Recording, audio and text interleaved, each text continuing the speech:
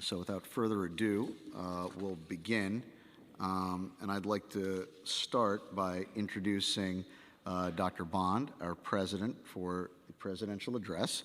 Pramod is known to everyone in the audience, so I will forego a long introduction, but he is a cardiac surgeon on faculty at Yale, has had a long and distinguished career there and at other esteemed institutions around the world.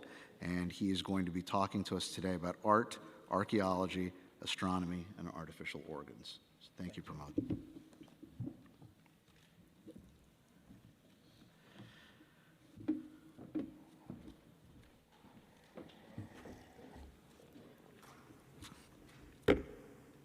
Thank you. I'm just timing myself.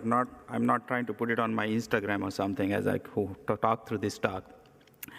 So good morning, everybody. And it's an incredible privilege and an opportunity that you offered to serve you. And I hope that this past year I have served you well and met your expectations. Today I stand before you not to talk about complex things, but I'm talking to you from heart to heart. I'm here to celebrate your achievements and what you have accomplished. And then I'm going to be digressing a little bit in terms of talking directly to the young members of the society. So first of all, congratulations are in order to the program committee and Dr. Keshava for putting together an incredible program, this conference together. I really congratulate all of them. And there are some numbers that I want you to know. 269 abstracts, higher than last year's, 16 student design, 9 medical device entrepreneurship forum applications. And this year we started a new session on Saturday. Don't forget, come on Saturday at 8 a.m. for innovation, entrepreneurship, and research. Anything that is too early, anything that is extremely innovative and has got a potential, there are 10 applications, and you will hear those 10 talks. A great achievement by Dr. Slaughter and Michelle. 4.2 is the impact factor of the ASAIO journal for this year. This is an incredible achievement of the journal. I also feel that as I'm going to be taking over this editor-in-chief job, I think Dr. Slaughter has made sure that the bar is set so high that I'll find it difficult to meet. So I look forward to taking this legacy forward from Dr. Slaughter. Thank you again for the board members, for all those who contributed. You have had your personal copy of the Platinum book. This builds upon the legacy of 2005 when the last gold book was released, and I hope that it meets your expectations. Also, thank you to the PRRI team, Oriel, Katie, and Crystal, for keeping up with me and allowing my vision to be converted into reality. I really appreciate all of their efforts, their incredible responsiveness, and their constant reminders that they would keep telling me as I would keep forgetting certain things. This year, we have a display of some historical items from the ICOT Museum. I thank them for collaborating with us. Remember, this is going to be a rotating display, so the display that you see in the morning will be a display, the afternoon one will be different, so please see their times. Whenever you have a break, go stop by. Our history committee members are going to be there, and they'll be able to give you a oral history of all these devices. It's really a rare opportunity to see these historical items. Another new thing that we did, we partnered with CTSNet. CTSNet, as many of you might know, is the largest body of cardiovascular and thoracic surgeons, as well as allied branches of it. And we have now understanding with them to put web material and put some of our meeting material and promotion online. So this gives us a much more wider portal now to address people who belong to the mechanical circulatory support systems, as well as other artificial organ systems that may not be directly related to us. Finally, I want to thank the ASAIO board for agreeing with a lot of the things that I wanted to bring this year and enthusiastically supporting and participating in helping me achieve those things.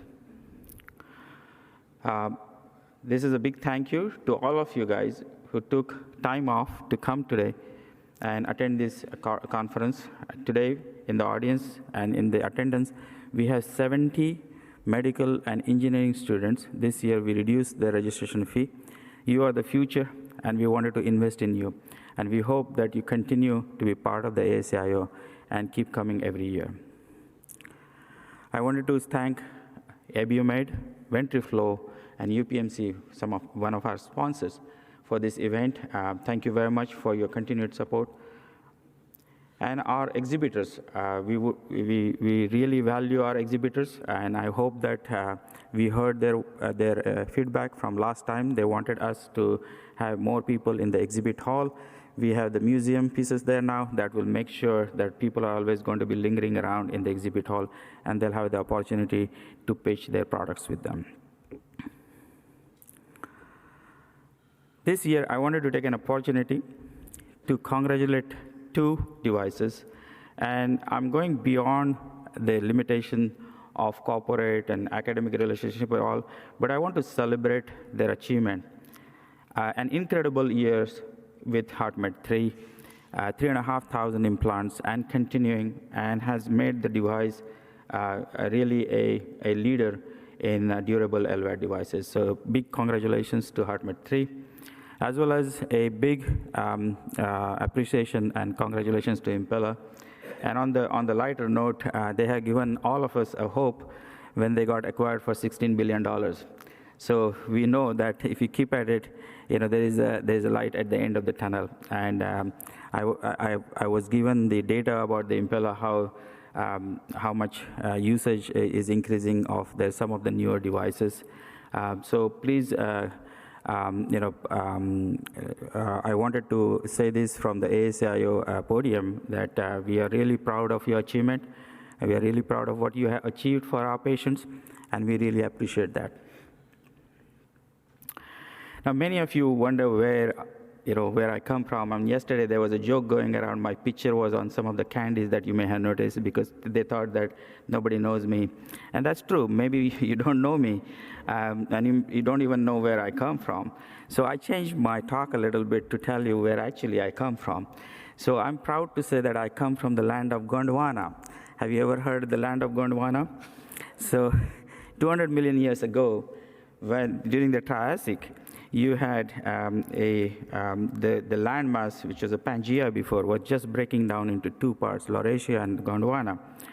And 66 million years ago, we all know that a meteor came and hit the Earth. That led to the extinction, one of the biggest extinction of animal species and plant species. Many of you may not know what happened after that. What happened was, for 2 million years, there were volcanic eruptions in the Deccan. Deccan is the middle part of India. Deccan traps are the ones which actually are responsible for giving one of the most beautiful vistas in inner part of India. This is where I grew up. This is where I grew up, on these Deccan traps. Some of these volcanic rocks are 2 miles in depth. And also close to where I was born is a meteor impact site, 50,000 years old. You can see this is called Lonar, and it's just close to where I was born. And you can see the incredible beauty of nature that I was exposed to as I was growing up. Also, nature throws you surprises. Just a few years ago, an algae bloom turned this entire lake into a pink lake. So I had an incredible exposure to nature and living with nature. But the most important thing was this geologic formation, these astronomical events, did something called the basalt salt, one of the most hardest rock you can cut. And here you can see the Kailasa temple at Ellora. It is rock cut temple from the top down. So if we think that we have incredibly modern technology to do things, look at this temple. And you will know that we are just rehashing what can be achieved again and again. And it also has a World Heritage Site of the Ajanta Caves. This is where I took inspiration for a lot of my work, not from the religious iconography, but from the iconography, the incredible technical skills of cutting a stone. Also close to where I was born is the missing puzzle in the human evolution called Narmada Man. It's close to a Narmada river in Jabalpur. And this is a unique specimen nowhere found in the world. This is a specimen that comes from an archaic Homo sapiens, which is a bridge between Homo erectus and a Homo sapiens. You can see him in the right top-hand corner. And this man was incredibly skilled in drawing these drawings. These are drawings which are as old as 40,000 years in Bhimbetka, close to where I was born. And on the left, thanks to this ancient human, some of these dinosaur eggs were saved because these dinosaur eggs that we find in India, they were considered as a religious symbol, and they were covered with a lot of religious ointments and everything. So I was telling you that where I took the inspiration, one of the biggest inspiration for art in me came from Ajanta, the fluid tones. These are murals which are actually plastered on miles and miles of a rock-cut caves. They're not one or two. There are more than 30 caves in that complex, and there are multitudes of these caves around a trade route which crosses the middle of India. And I was incredibly fortunate to be exposed to this. As I told you, I wasn't much interested in the religious part of it, but this shows some of the artistic expression that influenced my life as I grew. This is a 22-feet statue of Buddha, the longest reclining Buddha in the world. And you can see how the artist has thought about the weight of the head squashing the pillow. And this picture doesn't do justice because I was not even able to take this whole picture because there's a part of it has been cut off.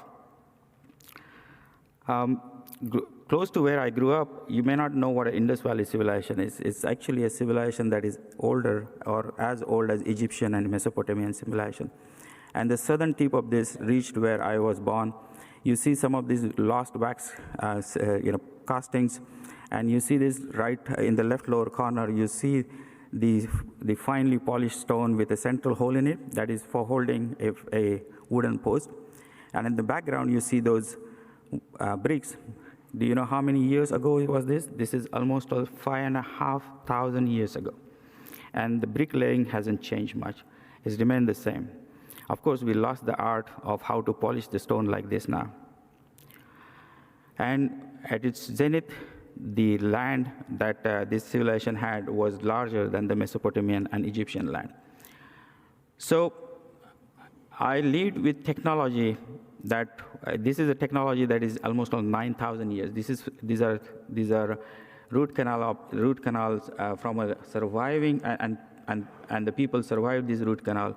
And this is from Mehergarh in northwest Pakistan. This is the same civilization. And we saw this, you might think that this technology was older. It wasn't older. As I grew up, I saw this in the day-to-day bazaars, the same measuring cups, the same incredible accuracy in measuring small pieces of gold and small pieces of jewelry. You see these earthen pots. And, growing up, nothing had changed. The pots were made the same way. You can, even in the bottom, you can see these clay figurines. They are separated by 6,000 years, and they're almost all the same. And this is the life that I saw growing up, an idyllic life. Time stood still. There was a simplicity as well as beauty and hard work. This formed the basis of how I formed my early ideas about what life and meaning of life would be. But also, I was really fortunate to grow close to a nature reserve called Botha, where it wasn't very unusual for us on a weekend to walk into the wild and see tiger and leopards and deal with frogs and earthworms. In fact, I used to spend so much time outside of the schoolroom. I wasn't a very good student, At least my teachers never thought that I had any potential. So I used to spend all my time in the wild, working with the the animals and the plants and everything.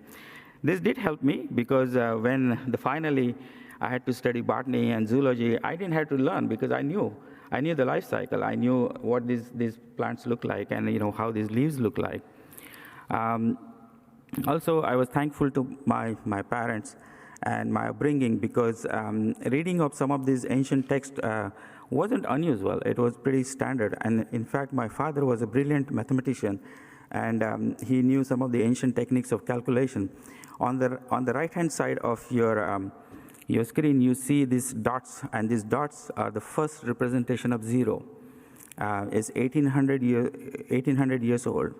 And and it comes from the philosophical concept in Hindu thought of shunyata, or nothingness. Growing up, I was very exposed to the heroic tales, the importance of empathy, the importance of charity, and the importance of giving back. At the same time, I was very much inculcated with the true values of leadership, of serving. Leadership is about serving others and not serving yourself. Here comes the funny part. All of you think that I know English since I grew up. Actually, I learned English when I was 16 years of age using a dictionary and a newspaper.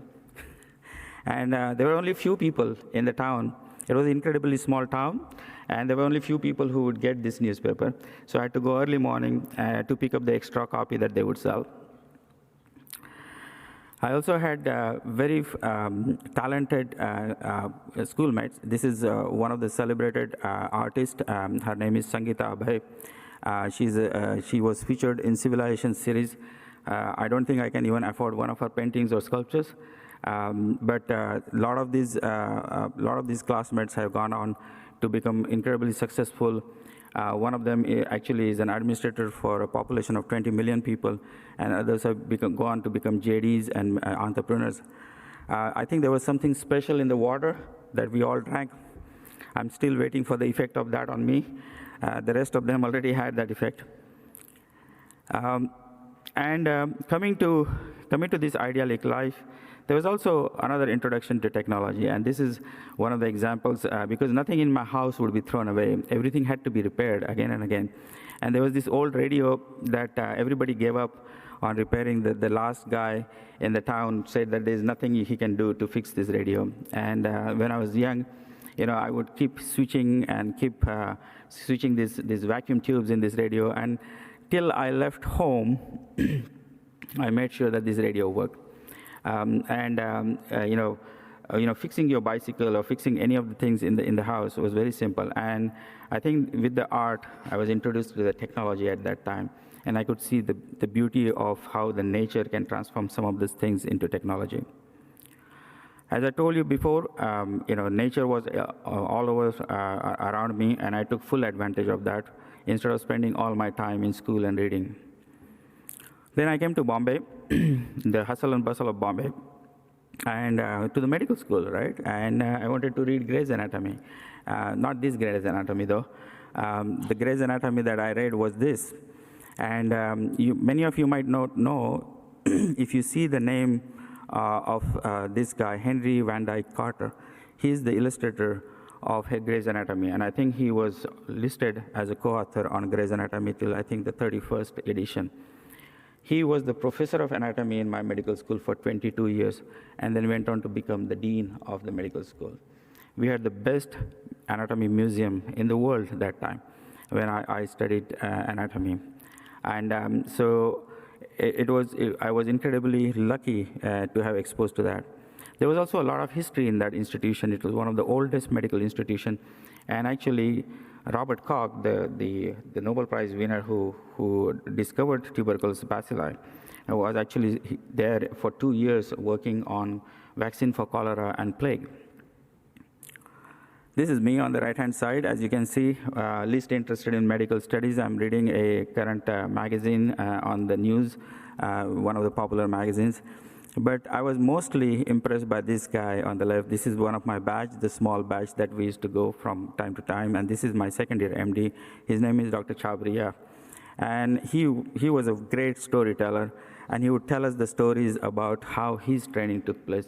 And his training took place with Dr. P.K. Sen, and all about the chronic mitral disease, the rheumatic disease, and the heart disease. So from second year MD, I was lucky to be exposed to heart surgery. This developed a lot of my interest in thoracic and vascular, and I would normally sneak from the general surgical operating room of Dr. Chabria to his bronchoscopy suite, where he used to do all the rigid bronchoscopies. Esophageectomy was pretty common because esophageal cancer is very, very common in India, and so that exposure helped a lot. The first person on the left, Poonam Bijlani, she was very instrumental. I was incredibly lucky to have some very strong women have an influence on my career, and she was one of them who actually nurtured the surgical spirit in me, helped me, mentored me, and advised me as to how to progress in this field. And the other two gentlemen, helped me immensely in developing my surgical skills. I went on to choose Dr. Tempton Udwadia, who's considered as the father of laparoscopic surgery in India. I went and told him, sir, I'm going to choose you as my guide for my doctoral thesis. Within 30 days, I came to know that he decided to retire. I don't know whether that was the influence of me approaching him, and he thought that this is just too much at this time.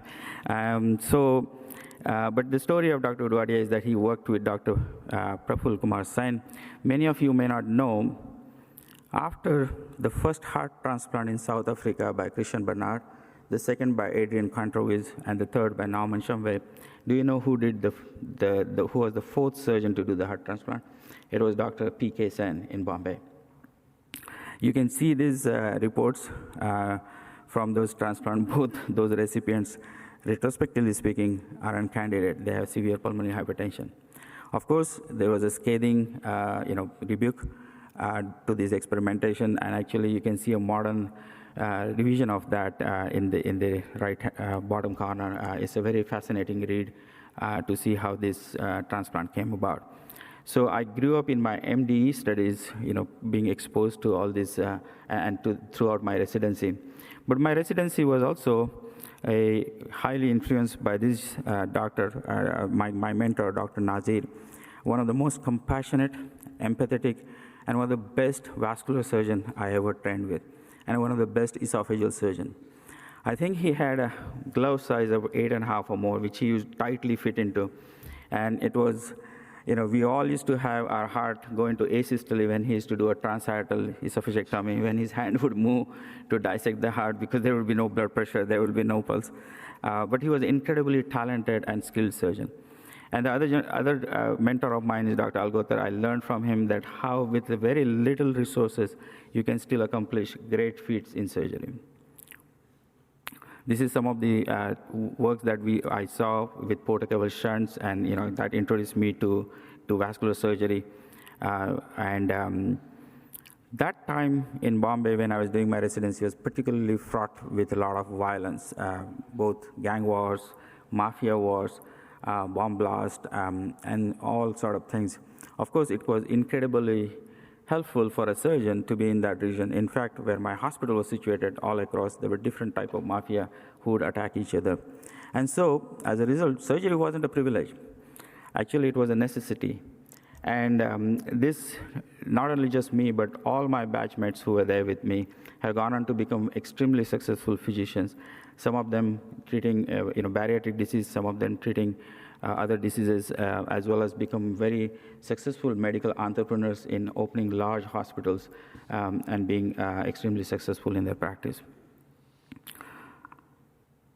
And towards the end of this training, I met my better half, Rigu. She's sitting there, smiling. Extremely compassionate person, and also a very composed person. If without her, I wouldn't be here. I don't even know my bank details, by the way. Maybe that is for good reason that she keeps it away from me. But she She helps navigate everything for me. I'm really thankful to have her as a life member. And you can see on her face, she's extremely empathetic. And I don't have to prove that, because just look at me, and you know that she's very empathetic that she married me, right? So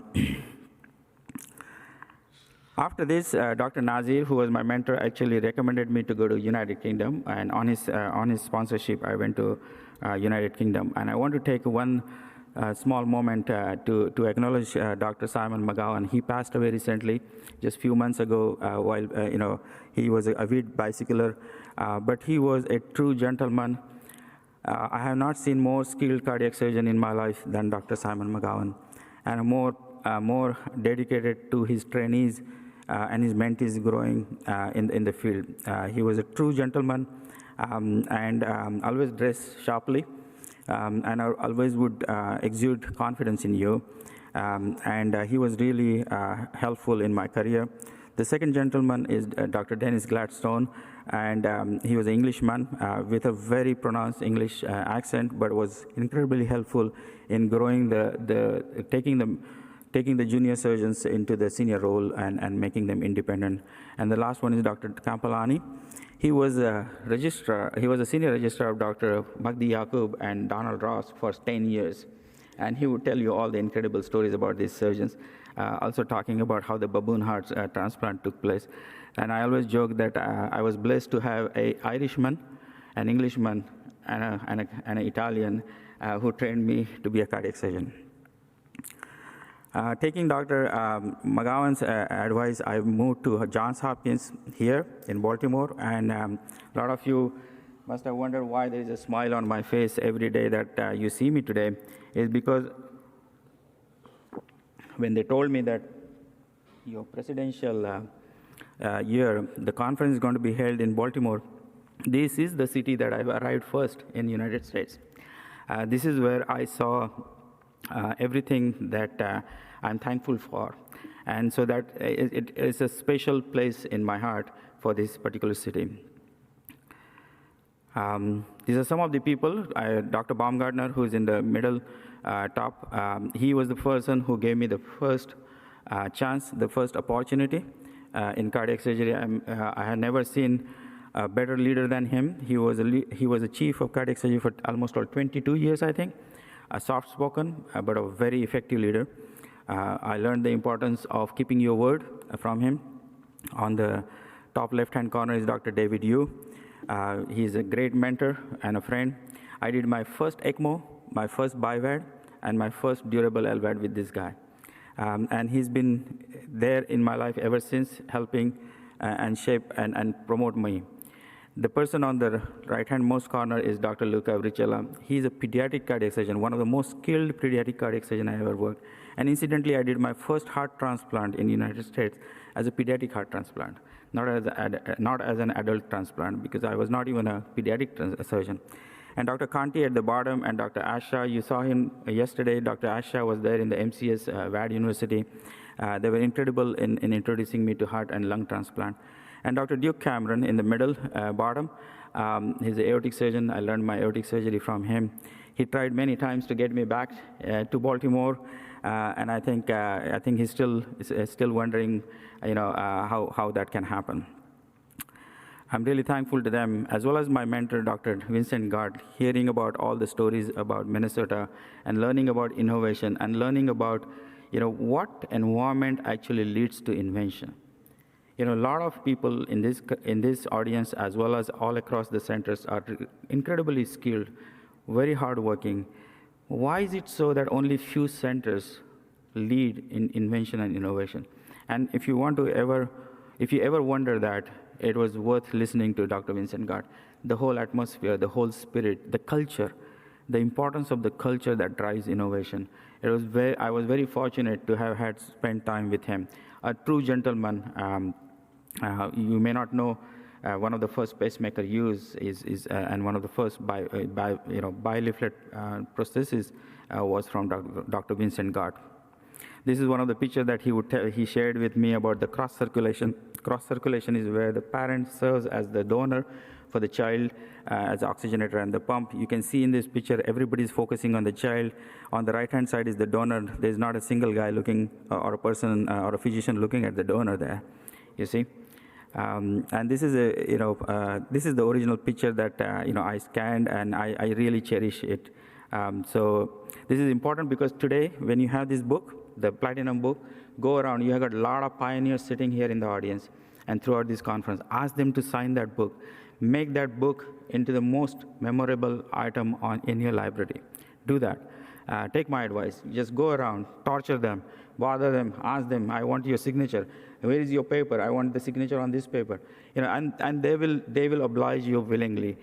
Do that for me. I think that will be a great thing. I'm going to do that myself, so please go ahead and do that.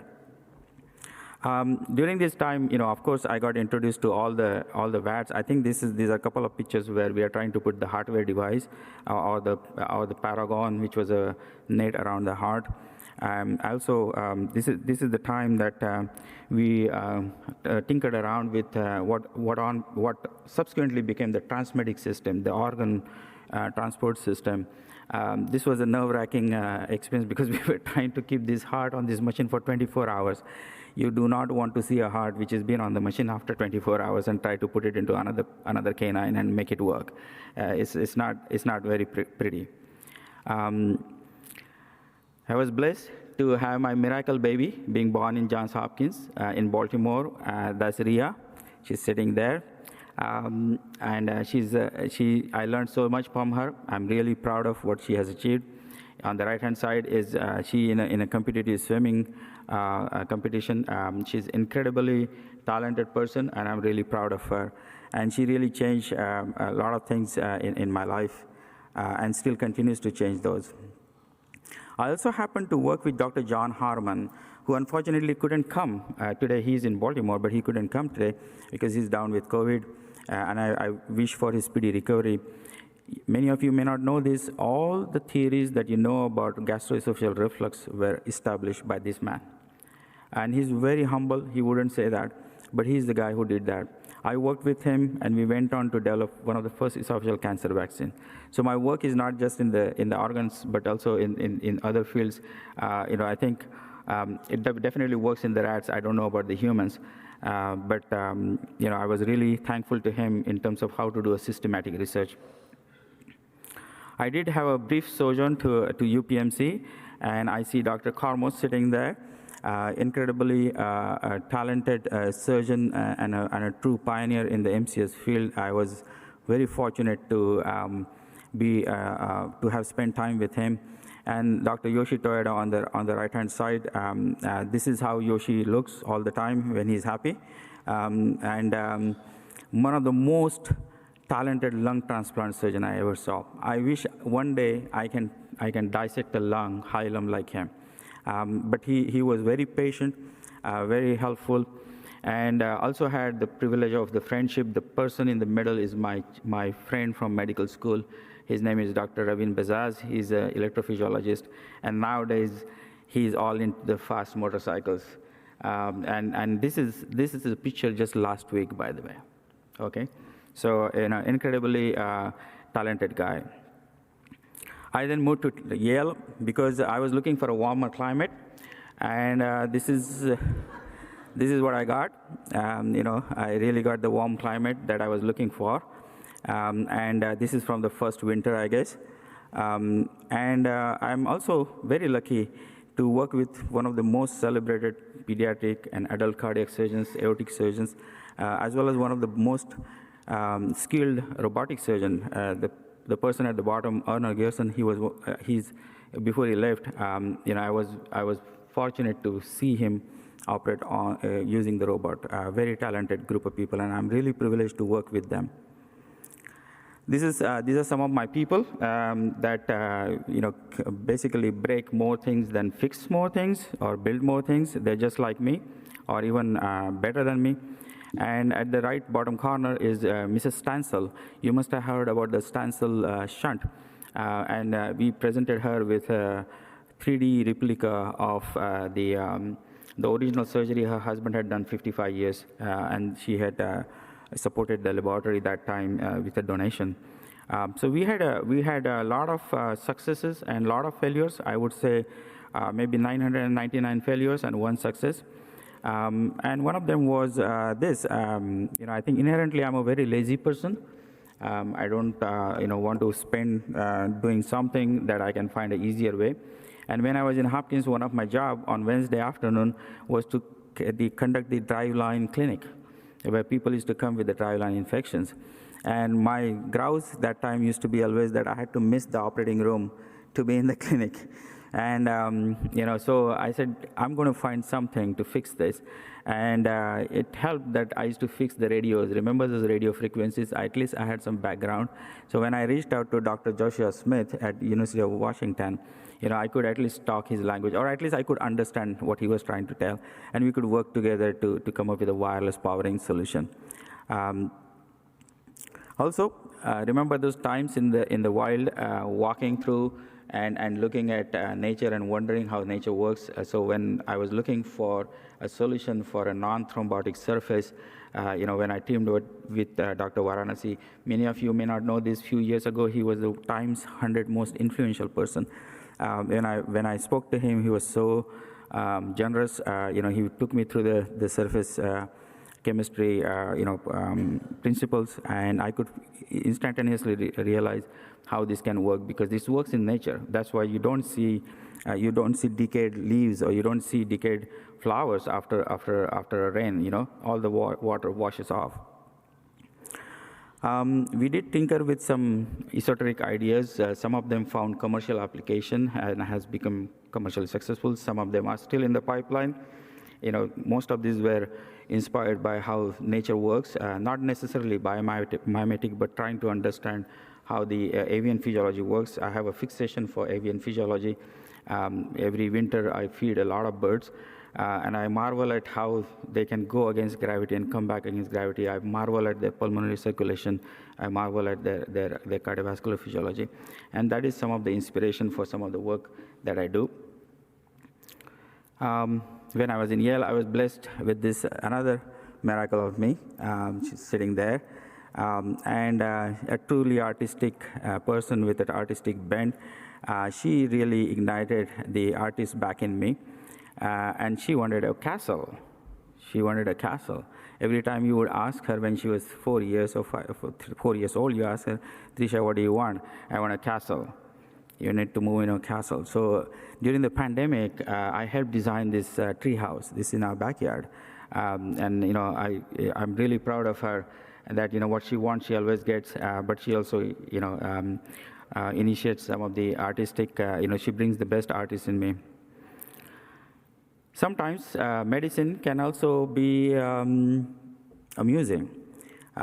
This is a lady who came with her husband, and I was talking to her, and her husband required some kind of open heart surgery, and I was just trying to be very nice and tell her that you may not know what heart surgery is, and she just looked at me coolly, and then she said, well, she said, you know what? I was the head nurse of Dr. Charles Fillmore Bailey, and I did all those heart operations with him. And then she brought this Time magazine to show me.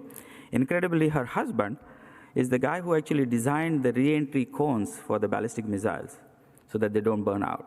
So medicine does, practicing medicine is very, satisfying. I always joke that all my childhood friends went on to become famous artists. And, many of you may not know this. I never wanted to be a surgeon. I never wanted to be a doctor. I wanted to be an artist or an archaeologist or a writer. And, but life took some different turn. And you can see this single family here, 1 year apart. So you had to keep your open mind. You had to keep your views, focused on what work you do. I'm also incredibly thankful to the Yale leadership. This is Dr. Peter Salovey. You may know him. He's the president of the Yale University. He just stepped down. And we just had a new president. And on the right is a lot of the people who support our innovation and entrepreneurship at Yale. And now I'm going to come to directly talk to the medical students and the engineers and the innovators and the people in the crowd, and going to spend the rest of few minutes to tell you as to what we heard and what we saw and where I think we should focus on. A lot of these things may not be palatable to few people, but I think, at least listen to me, because after all, I have the podium. So please, indulge me for a few minutes. So we know ECMO, right? We truly seen the value, incredible value of ECMO during the pandemic. And we've seen the rapid progress that ECMO made. But also one of the key things, the key invention that I see would help this field is a portable MRIs.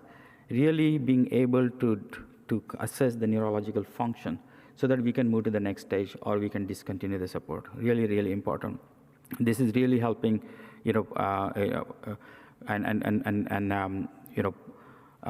deploying this skill and this tool widely. Also, we learned a lot about transport. This is one of the mobile resuscitation consortium from Minnesota. But also, imagine the sophistication and the lessons that we could learn from Department of Defense. These are two soldiers on ECMO being transported in a transport plane. Look at see the details, see the padding of the legs and everything. Everything's perfect. And they've been doing this hundreds of times, again and again and again. Now we need to figure out how we can do this in the field.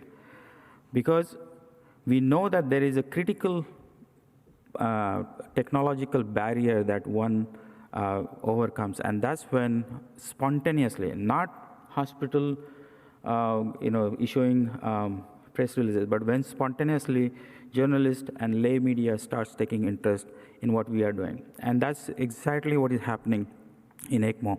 We see that now the lay people are showing interest in this, and that's why ECMO has got a great future ahead of us. You see Scientific American asking us now as to, why we are not doing more EPCR. So this is what we have been, saying for a long time. And I really see where we will make the biggest impact going forward in outside hospital arrest.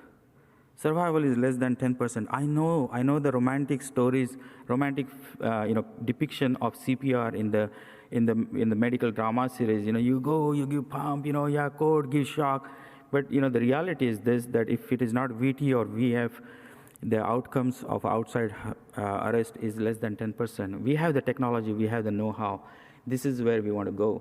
This is where we want to have a deployable system that an EMT can put in, and you don't need it for more than 1 or 2 hours. Just that golden hour, you need to bring that patient, then convert him to another support that you want to. And this is where you want to see. Many of you may not agree, but I think this is where we need to move. And you can learn a lot from SAMU. In the right bottom hand picture that you see is in the same hall where the Mona Lisa is actually displayed. And the SAMU has shown the way. They have incredible outcomes. This is, and this is with a cumbersome system that currently we have. Remembering my cross-circulation lesson from Dr.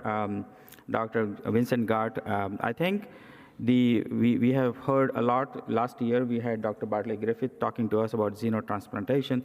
And I think truly when you see xenotransplantation, and we do have to be innovative and go back sometime in history to see where we failed and whether we can fix it. Cross-circulation for treating acute liver failure. 2,000 people get acute fulminant liver failure, and 1,000 of them die waiting just for the liver. We really have, and these are not people who are alcoholics. These are people who are dying of, fulminant liver failure because of infections or poisonings. And you can see the way forward. If you have a xenogenic liver, Dr. Basheta, he's one of our member of ASAIO. I'm really proud some of the work which is coming out of his lab, using xenografts or xeno organs to clear the toxins. And this is another recent report talking about bridge to transplant or recovery. And, I always have got lots of flights of fancy. My wife always keeps me grounded. but it doesn't stop me from daydreaming. And if you look at it, artificial placenta or artificial womb means you cannot go to in the galaxy to another planet. Yes, you can take seeds with you, you can grow seeds and all, but you will need livestock, right? Yeah, I'm not talking about growing humans. I'm talking about at least the livestock you want to grow, and this is one of the things that you will see becoming more mainstream. Now coming to the heart, because a lot of you guys are related with mechanical circulatory support or heart, and here I'm going to talk to you about certain observations, certain things that my simple village mind does not understand, and correct me if I'm wrong. So we did a lot of progress in pumping. We are very good at pumping. But are we good at fixing heart failure? I don't think so, because all our patients who are getting pumped with our pumps, they still have heart failure. Somewhere something is missing. I'm not going to give you answers because I don't have the answers. Another thing is, we have incredible technology, better technology than a Lamborghini that you drive, right? But we cannot meet the physiological demand. We can't boom, boom, like, the motorcycles for it. We can't meet the demand. Another thing is that this has given me number of nights of night sweats and headache and what you call a feeling that somehow I'm inadequate. This is the Guyton's model of cardiac output. Have you ever wondered, every book shows you right atrial pressure of 2? Do you see right atrial pressure of 2 in practice? When did you see right atrial pressure of 2? And then you went on to think about cardiac output. So think about few of these things. This is just a model. This is one model. And you can, if you dig deep into physiological literature, you'll see that there are certain limitations of this model.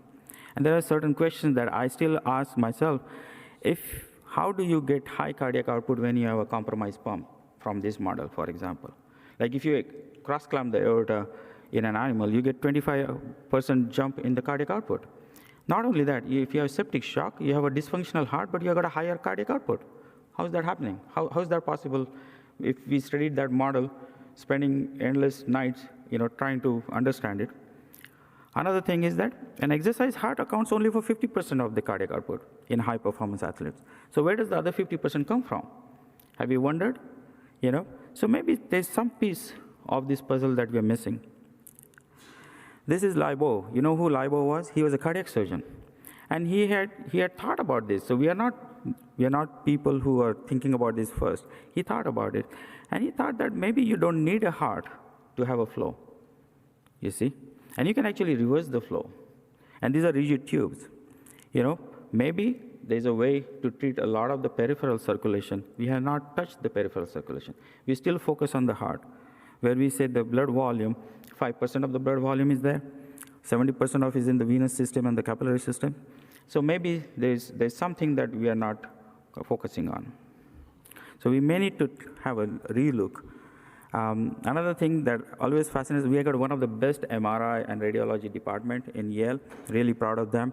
And you look at these cardiac MRIs come one after the another, and you remember everybody telling you in the medical school, heart does ringing action, squeezes the blood, like, wringing the cloth, wringing the towel and everything.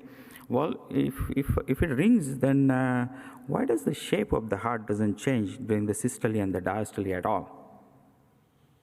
It stays the same. All right? So you're pumping. What's happening? So it's certain, stupid things that I keep thinking about. This is one of them. I do really want to take the opportunity, and this is the only, I would say, a selfish achievement that I want to have is I want you guys to think about the brain. We are the Artificial Internal Organ Society, and there's one organ that we haven't really paid attention to, and that's brain. 15% of the people have schizophrenia. Other 15% have got depression, mania, and other psychiatric disorders. And we still give this therapy. This is the standard of care. This is the standard of care. We really need to do better. We really need to look into, you guys have the incredible skills in circuits, in understanding impedance, in understanding electricity, in understanding electromagnetic what you call waves. You don't need nanobots, but you have got some technology that you can today deploy. This is where we want to be, because when I see as the next editor-in-chief, I want to be able to change the direction and have more and more focus on this one organ that we haven't conquered yet. We still are failing. You can see some of these incredible results with deep brain stimulation. Can you see drilling 2 holes in your skull and putting 2 rods in? We can do better. There can be a better way of doing this. And you can see in the bottom, spinal cord injuries and the quadriplegic who can walk with a spinal cord stimulation.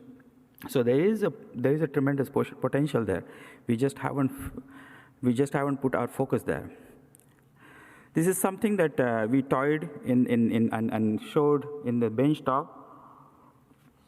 We thought that a lot of people have a transverse sinus stenosis, and you actually go and put a stent in there. You see, you get this idiopathic cerebral hypertension, and you put this stent, and they're fine. So putting stent in the venous system in the brain is fine.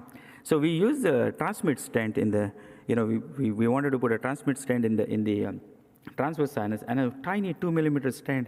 Then we can put in any part of the cerebrum, because remember one thing: there are no valves, right, in the venous side of the brain. So you can really put 2 very, very tiny receive electrodes. So the last thing that I want to talk to some of the medical students is, remember, this is the reality you're going to face. This is the reality you're going to face, the electronic health record, not something to do with organ representation, but with all your incredible knowledge of coding and computer system. Go and read this article in Fortune, which came a few years ago. I'm going to tell you just a few numbers. 4,000 clicks, an ER doctor clicks in 8-hour shift. He or she spends 6 hours with the electronic health record and only 5 hours with the patient.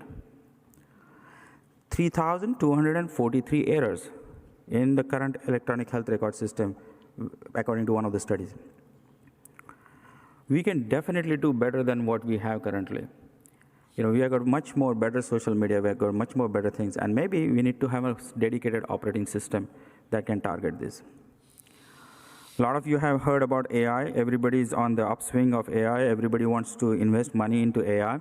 And I just wanted to kind of touch very briefly on this and reflect on what I feel. Absolutely, artificial intelligence and machine learning has got an incredible potential in pattern recognition, in radiology, pathology, laboratory values, in looking at incredible data over the time, and so on and so forth. And yes, it will revolutionize the way we do things, but that will be the end of it, because beyond accuracy, the main problem in medicine is not accuracy. So every time I hear, and I do get introduced to a lot of these AI entrepreneurs who are coming and pitching these things, and it's very amusing that somehow they feel that we just can't diagnose things. Everybody says, I'm going to improve your diagnostic accuracy. And I'm going to say, who's going to use this? You. And you're telling me that I can't diagnose? You think that's the problem? That's not the problem. The problem is access. Problem is not about diagnostic. You spend enough amount of time, you can always get something right. And after all, you're a human being, so you're going to make a mistake. And even you can never be 100%. But access to healthcare is the biggest problem. Currently, there are some stark statistics. It takes you 120 minutes in a doctor's office. If you're lucky to get the appointment, first of all, try calling your PCP or try calling any of your doctors and say, I want to be seen this afternoon. How many of you can be seen? 0. This week, maybe 1 or 2. Next week, possibly. And this physician spends only 20 minutes with you. And don't forget one thing, if you're a working mother or you're a working father or you're a working person, you're going to take a half a day off from work. You see, this is the reality. So no matter how much generative AI you want to push into medicine, this brick and mortar dynamics, unless we change that, we will not have progress. So a lot of you, I met few of you engineers and few of the medical students who can write these applications. They're very good at iOS and Android platforms and all. This is something to ponder on. You don't have to be fully qualified doctor or engineer before you can actually do this. So go ahead and try and tinker with it. Another big concern with AI is always going to be black box, because we have been telling people for thousands of years, thousands of years ago, it was, my teacher told me, and that's why this happens. Then we told, oh, this case series of people, show these kind of symptoms, and that's why we do this. Then we came to publications, and we said, this is the published outcomes, and we do this. And now we are talking about randomized controlled trials, and we say, based on the meta-analysis of so and so many trials, we do this. And then you're going to go to an AI, which doesn't tell you what the base code is. How did it come to the conclusion? Isn't that an oxymoron for using AI in medicine? So till we don't address that issue, you'll have a problem. But there's a good news. Today, after this talk, I want you to go on your smartphone and search for Grok, G-R-O-K. This is an incredible tool that is available to you in base code. This is an AI tool that is available. Go and tinker with it. I have started tinkering. And you don't need to know AI. That's the beauty of it. You see? Go and tinker. Because now you know the base code. Now you know how this algorithm is working. Now you can convince people that based on this, this is the conclusion. This was the missing key. So you do have this key now, and I wanted to share that with you. Lastly, innovation is hard. A lot of you are innovators and inventors, and we see this traditional funding sources drying up. It's harder, and you wonder whether you just want a publication, you want a paper, or you want to write a thesis. And I want to suggest to you, that even though the entrepreneurship in United States is going through a difficult phase, look at this. This is the future of youngsters, and see that this is a very dangerous trend for a capitalist economy to see that more companies are failing than the companies that we are actually founding. And so the question comes is where you're going to get funding. And the funding will only come if you're passionate, you want to benefit those patients, become a medical entrepreneur or an engineered entrepreneur.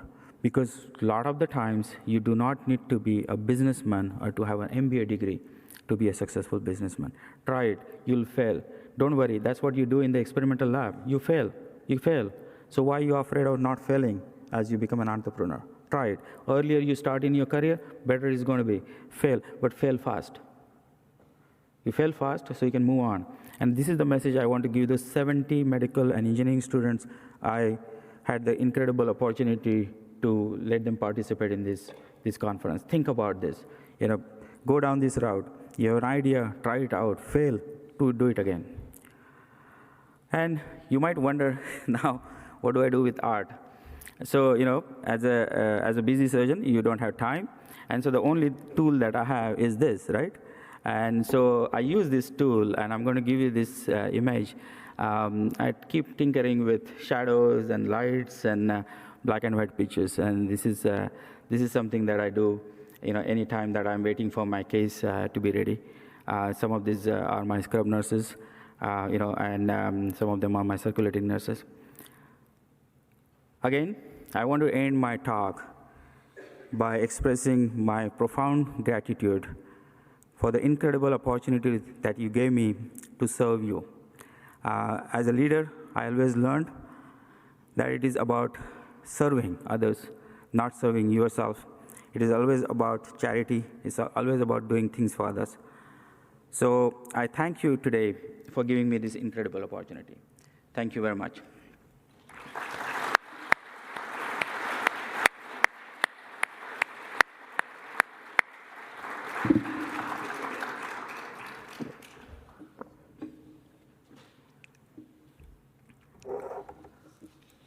Now I'm going to tell you what inspires me the most and what I learned when I used to hear those incredible stories growing up with my mom and my grandmother and reading those books that I showed you. I'm sure you heard about Bhagavad Gita. You can go to Oppenheimer.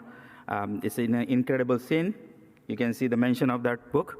But seriously speaking, if we don't respect our elders, and if we don't set a culture that respects our elders and celebrates their achievements, we are nothing. And that's why the next phase of this celebration is celebrating the achievement of our incredible pioneers. And we chose 3 of them for this year. I want to introduce you Dr. Robert Bartlett. And I would urge you to look at his work, an incredible amount of work that he has done. Single-minded, dedicating all his entire life to promoting and popularizing extracorporeal membrane oxygenation. He truly is the father of ECMO. And I would urge you going forward that when you mention about him, start mentioning that he's the father of ECMO. He truly is. We are really thankful to him for the research that came from his lab. 50 years going with NIH funding. Yeah, incredible. Yeah, incredible. And I'm really, really proud, and I'm really humbled to ask Dr. Bartlett to come and receive this award in the memory of my father and mother. Many of you may not know this. My entire family, including my in-laws, suffered from cardiac and vascular diseases throughout their life. It gives me a lot of pleasure and brings emotions while awarding this to the most deserving man, Dr. Robert Bartlett.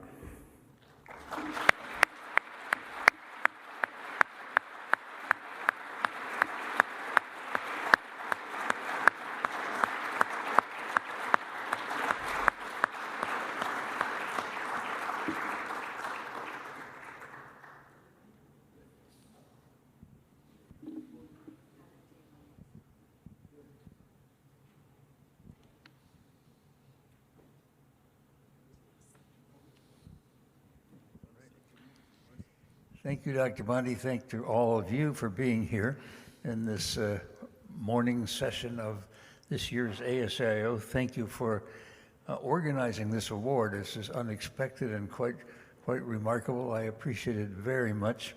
Thank you to your family for supporting it and for getting us all together for a dinner last night. We had a wonderful time.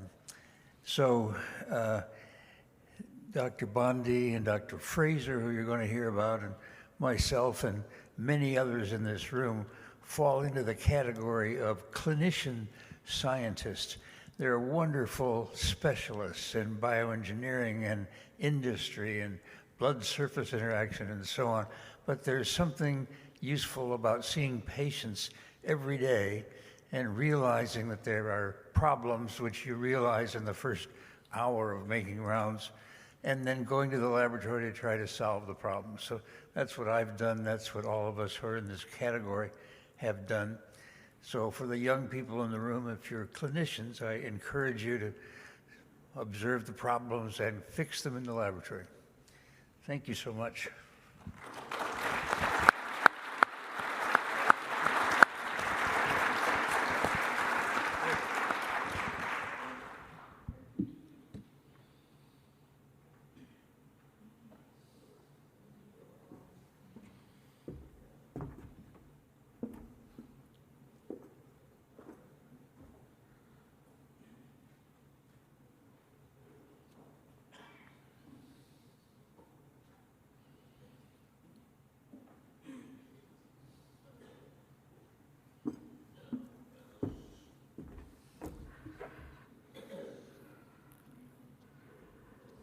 It gives me next a great pleasure. Who doesn't know Dr. Fraser? All of you who had the pleasure of completing an abstract with your knees trembling, you're sweating, and you finally finish your presentation, and then you see this Texan hat rising up from the audience, and you think that I would be anywhere else but here, right? So, but he's truly the lion of the MCS world.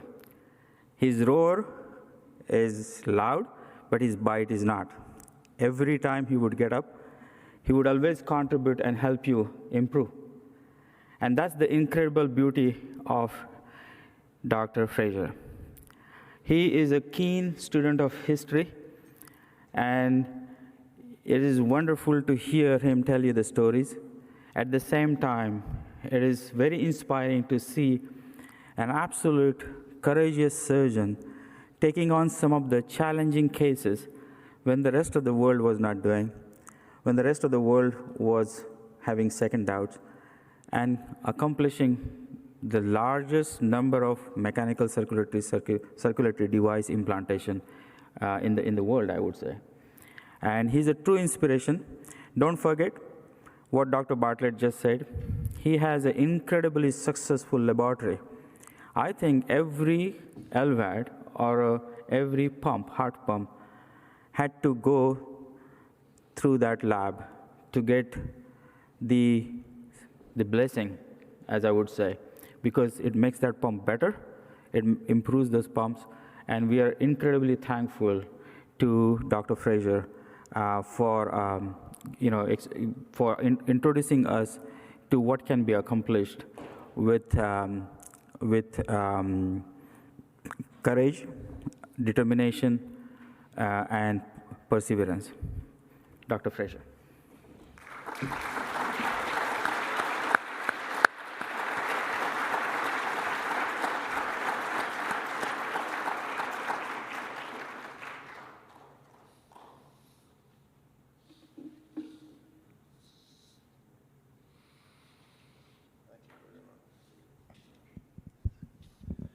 Well, I'm very appreciative of this recognition.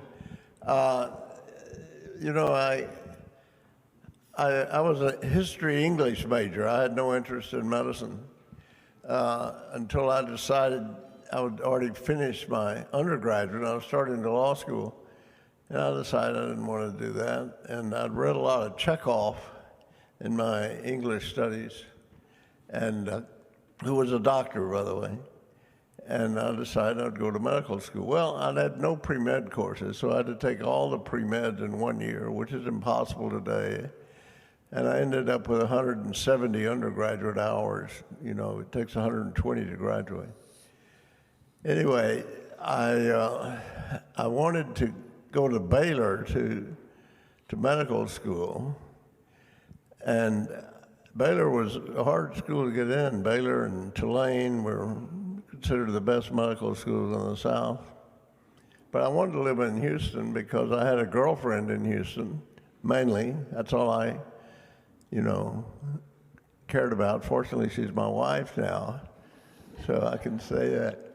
But, and so I started to Baylor. At Baylor, you had to have a research project every year. There were only 75 students in the class at that time.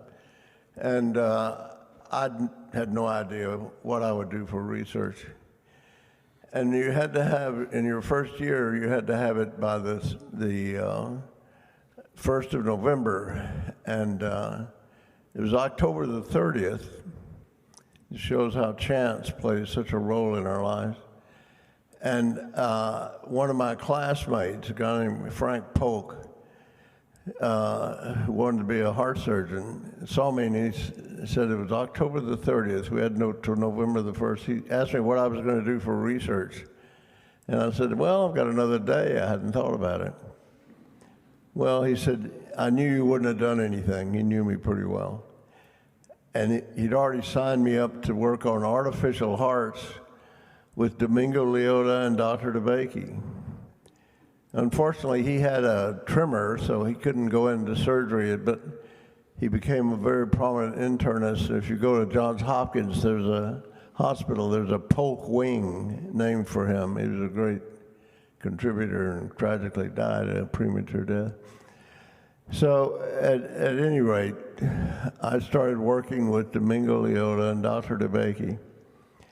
And every 4 years, I did a research project in that. I went to Vietnam in the war and came back in '70 and started to work on the pumps and during my residency when I had some spare time. And I finished in '76, continued to work on the pulsatile pumps. And the first pump approved by the FDA was one I developed in my lab. But I began to realize that you had to have, these pumps only lasted about 2 years. And so they were only realistically a bridge to transplant. And of course, we didn't have enough organ donors for transplants as it was. So I started working on continuous flow pumps. And I felt that that was the only way out of that. Well, nobody agreed with me. There was an Australian named Leonard Golding who worked at the Cleveland Clinic, and he was interested in it, but tragically he had a stroke. And so I was the only one that did the research, and I paid for it out of my monies, transplant research monies. I got no grants for it, nothing, because nobody believed in continuous flow pump. Everybody thought you had to have a pulse. But I knew we could never have a meaningful long-term pump without a continuous flow, because a pulsal pump will never do it. And anyway, I continued to work on it with my own money in my spare time from 1984 on. There's being an English major helped. I remember Jonathan Swift, he wrote Gulliver's Travels, among other things. But in 1711, he said, you can tell when somebody's got a good idea because everybody else will be against it. So everybody else was against it. And I was fortunate to keep working and keep working on the continuous flow pumps. Actually, Dr. DeVakey helped also in that whole research. He was very important in the whole field of devices. And of course, we started putting the pumps in. Dr. DeVakey put the first continuous flow pump. It was badly designed, but he was so mad at me because I went with Dr. Cooley that he wouldn't speak to me. But, and we started putting in the Jarvik pump, which worked, and was a very good pump. We're also working with Daniel Timms and Billy Cohn on a total artificial heart that's just totally magnetically suspended. Dr. DeVakey told me in 1965, there'd be 100,000 Americans with artificial hearts by 1980.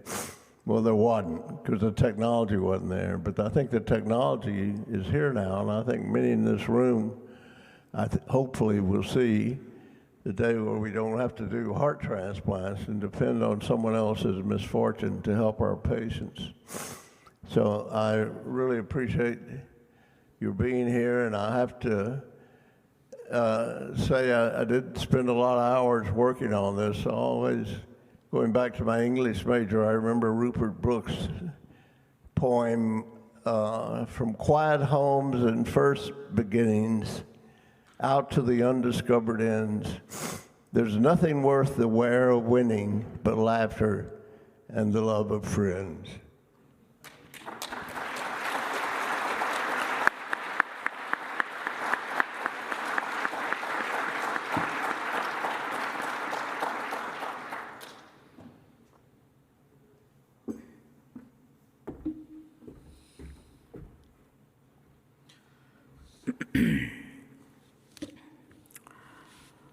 Let me introduce you to the next inaugural Lifetime Achievement Award.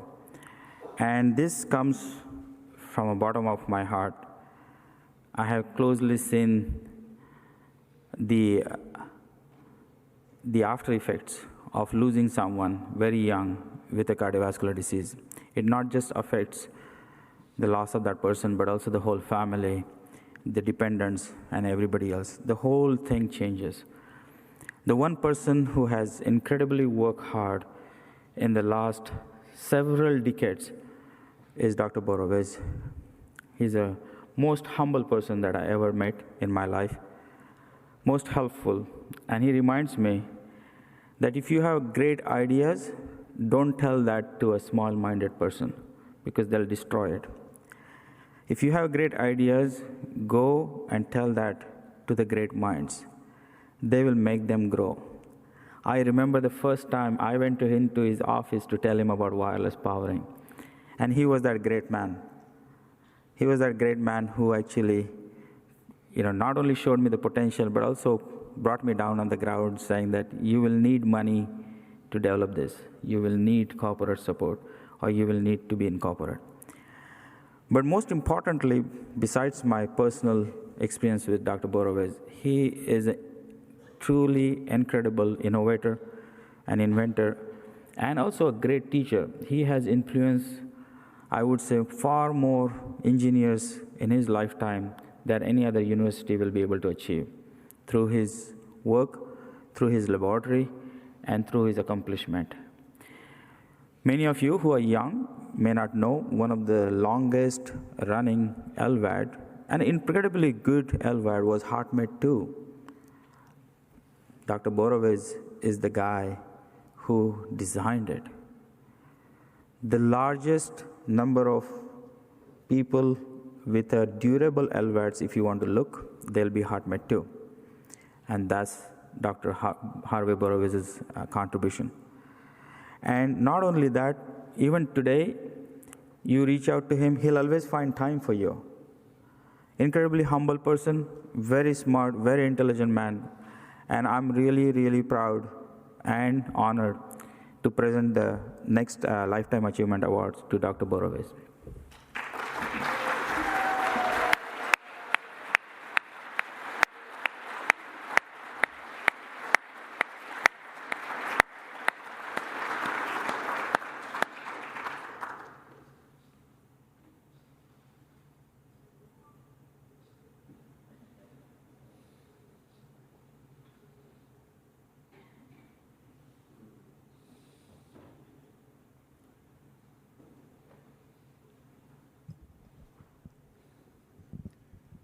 So I have a little funny story, because I don't know what I could say after Professor Bond and his talk and what he just mentioned. But this award, like everyone here on a weekday sitting at my desk, a barrage of emails, I don't even know what to do with them all. And one email appears and it's from ASAIO. And I'm thinking, what have I done? I must not have completed my paper review. There are probably abstracts I haven't reviewed. An editor somewhere is reminding me what I haven't done. So maybe what I should do is just delete this email. That way, when the editor says, where's your review? I say, I never received your email. So how can you blame me if I never even received the email to begin with? But I did open the email, and I thought there was an incorrect email address because this award was being offered to me, and I still can't wrap my arms around it. But I would say among the most important words from Professor Bond was the value of mentorship. And as you heard, Professor Bond's incredible professional career, which spans so many years and so many magnificent universities doing so many fantastic things. What Dr. Bond mentioned in his talk were the mentors who had such an impact on his life. And I think for me, that has been something I've tried to do, try to be a mentor to help younger people achieve success. And I know there are many, many people here from the University of Pittsburgh. And the truth of the matter is, it wasn't me that helped them achieve success. It was they who helped me achieve success. So it's a true honor to be here today, to be in the same company as Professor Bartlett and Professor Fraser. That's also totally overwhelming to me. But I thank everyone, and I thank ASAIO for this wonderful award. Thank you all.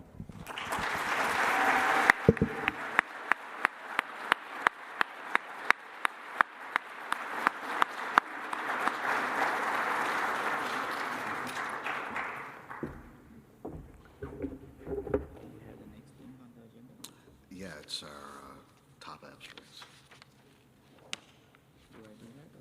No, I can do that. No. Okay. All right, so we're going to move on to top abstract presentations. Oh, sorry. Oh, kid, one more to do?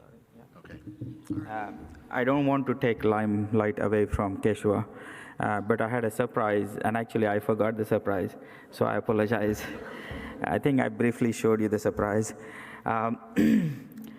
As we see the mentors, and as I said, mentors and the culture is what makes you who you are. And one such person that I want to mention is Dr. Slaughter.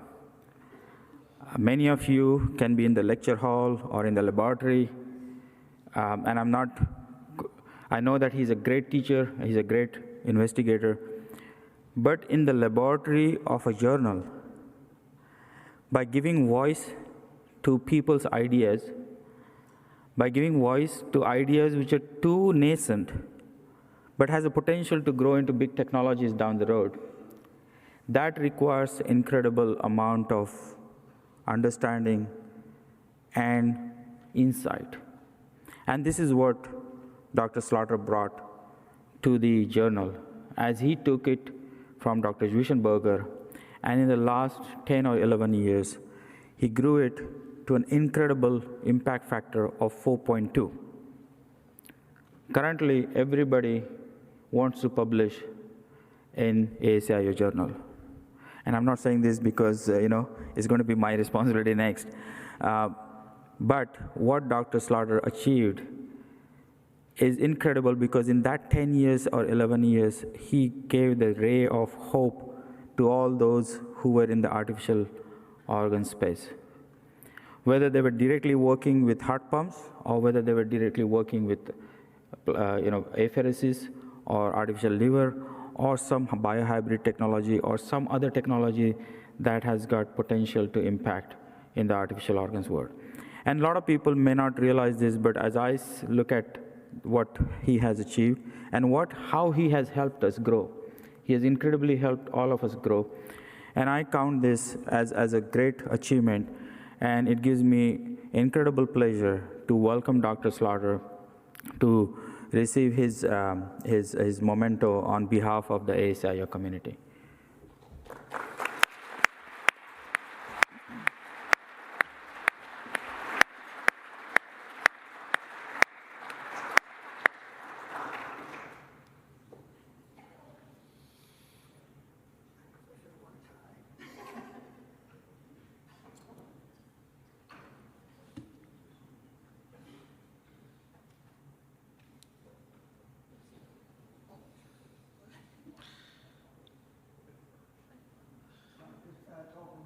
I wish I wore a tie this morning, but so like the giants before you, though, I say is people always ask, it's mentors that really help.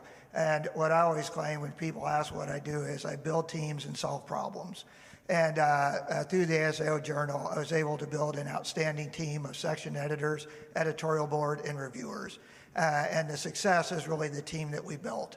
I'm lucky enough to sort of get a lot of the sort of accolades and congratulations, but it really is team building. And I encourage you all to do the same in your careers. And then last but not least, I can't say enough about ASAIO. I've been a member now for probably 30-ish years.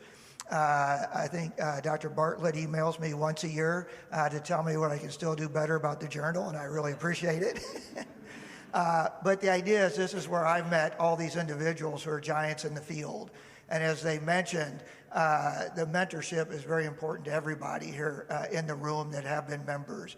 And I can't tell you the number of times I've picked up the phone, I've called Dr. Fraser, I've called Dr. Bartlett, even Dr. Borowitz at time, Rich Wampler. They all answer, they're all available. And so these individuals are available to you. It's the beauty of the society. It's a wonderful organization. It's great for your career. And I was very lucky to be the editor-in-chief for 10 years. Thank you very much.